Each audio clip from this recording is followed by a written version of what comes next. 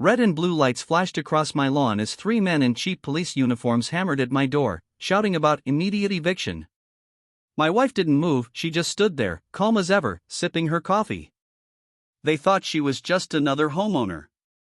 They had no idea she commanded naval-based security. Before that night, our life was simple. I'd retired after 20 years in the Navy, trading chaos for calm. My wife, Commander Laura, still served as head of security for the local naval base, disciplined, patient, and sharp enough to read danger before it spoke. We'd found this quiet neighborhood, Oak Ridge Estates, believing it was our sanctuary. Manicured lawns, perfect fences, and friendly hellos at first glance. Behind those smiles, though, lived the HOA people who believed their power stretched farther than law itself.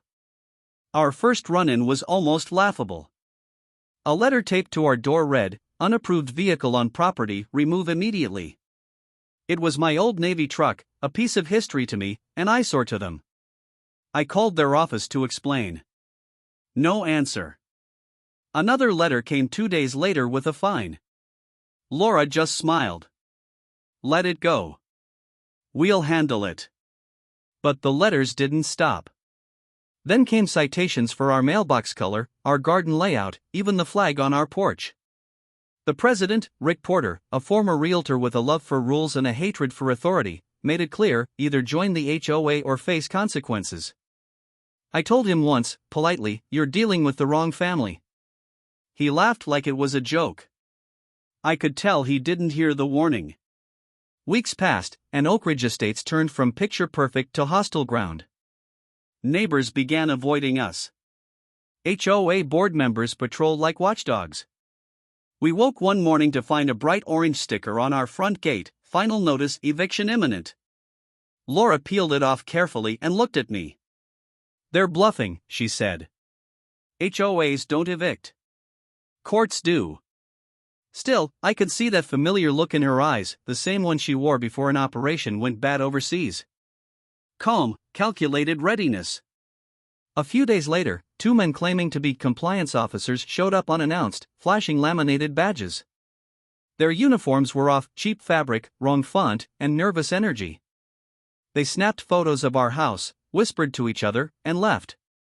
That night, Laura sat at her desk reviewing footage from our security cameras. "See that," she said, pausing the video. "No nameplates. No real insignia. Those weren't officers. They were actors." I wanted to storm into the HOA meeting the next day, but Laura stopped me. "We do this the right way," she said.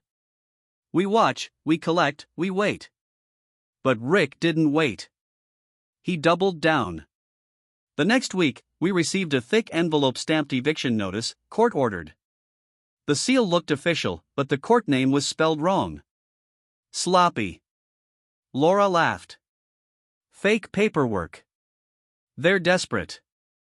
Still, something about it didn't feel like desperation, it felt like escalation. And when you've seen combat like we have, you know the difference between a threat and a promise. It was Friday night when it happened. Rain hit the windows like static. I was reading when I heard engines outside, 3 vehicles, black, unmarked, but with flashing lights mounted on top. Then the pounding started. "Open up. This is law enforcement. You're being evicted for non-compliance." Laura glanced through the blinds. "Fake badges again," she muttered. "And they brought backup." I grabbed my phone and began recording. 3 men stood on our porch, 1 with a clipboard, 2 with holstered weapons. Their patches read Community Enforcement Unit. No such agency existed. "Sir, open the door or we'll force entry," one shouted. Laura set down her mug. "Give me a minute," she said softly. She opened the door just enough to be seen. "Before you come inside," she said, "state your jurisdiction." The lead man blinked. "We're here on HOA authority." She raised an eyebrow. "So, not state, not county, not federal?" "Ma'am, step aside." "Wrong answer." Her tone shifted, controlled, cold. She tapped her earpiece, and I saw her thumb move across her phone screen twice. That was her silent signal. Within minutes, I heard it, the low hum of diesel engines approaching fast. Down the street, 3 navy blue SUVs turned the corner, each bearing the emblem of the United States Naval Security Command. The fake cops froze. One reached for his weapon, 2 others tried to run. They didn't make it 10 feet before real armed officers surrounded them. "Naval security," a woman shouted. "Hands where we can see them." The imposters dropped their fake badges and raised trembling hands. Rick Porter stood behind his car down the street, phone in hand, recording everything. When his eyes met Laura's, he turned pale and ducked inside his car. I leaned close to her. "You called them that fast?" She smiled faintly. "I don't call anyone. They listen when I move." By morning, the entire neighborhood knew. 3 men arrested for impersonating law enforcement and attempted unlawful eviction. The local police arrived to coordinate jurisdiction, but Laura had already called in the FBI liaison from the naval base. "These guys weren't freelancers," she explained. "They were paid." She was right. The investigation uncovered a string of payments from the HOA account to a private security company, one that didn't exist on paper. The money trail led straight to Rick Porter's office computer. When questioned, Rick denied everything. "We just wanted compliance," he said. "They took things too far." But the texts told another story, screenshots of Rick instructing them to make it convincing and to scare the military lady. I watched Laura handle the entire process like she was back in uniform. Calm under fire. No bloating, no anger, just quiet control. Neighbors started coming by, nervous but supportive. One whispered, "We always thought he was too powerful." "Thank you for standing up to him." Laura simply said, "Power isn't bad. Misused power is." When the FBI confirmed the charges, fraud, impersonation, harassment, the story went public. News vans flooded the entrance of Oak Ridge Estates.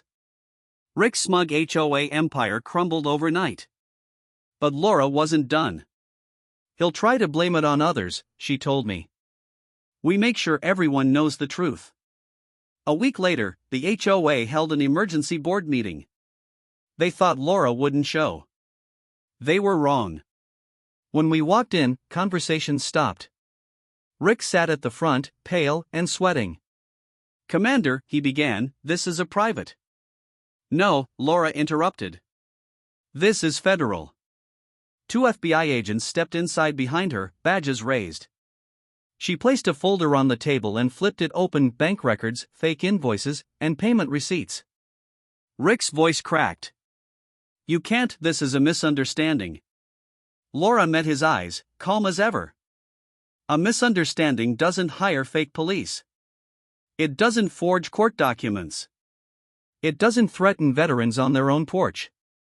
One board member whispered, "She's the reason the Navy SUVs showed up?" Laura turned slightly toward him. "I am the reason those men are still alive. If they had pointed those fake guns at real federal officers, none of you would be sleeping tonight." The room went silent. The agents cuffed Rick and escorted him out as cameras flashed from the windows outside. Later, standing on the sidewalk, Rick shouted over his shoulder, "You can't scare us forever." Laura didn't even look at him. "I don't need to," she said. The truth already did. Within days, the HOA was dissolved. Every member received letters informing them of restitution payments funded by the seizure of the HOA's illegal account. For the first time, Oak Ridge Estates was quiet, not because of fear, but because real order had returned. Weeks later, peace felt different. Not the fake, rule-bound silence the HOA enforced, but real, earned peace. I often caught Laura sitting on the porch, watching the sun set over the trimmed lawns that once felt hostile. "Do you ever miss command?" I asked. She smiled. "No. I just moved it." The neighbors began waving again, genuinely this time. Some even dropped off thank you cards, cookies, small tokens of respect. Laura never boasted. She only said, "If you want a safe community, it starts with courage." The HOA tried to weaponize authority and got crushed by the real thing. As for me, I learned something too: power isn't about badges or bylaws, it's about integrity. Now, when I hear those words HOA enforcement, I can't help but smile. Because I know one thing they'll never forget. They tried to evict the wrong family.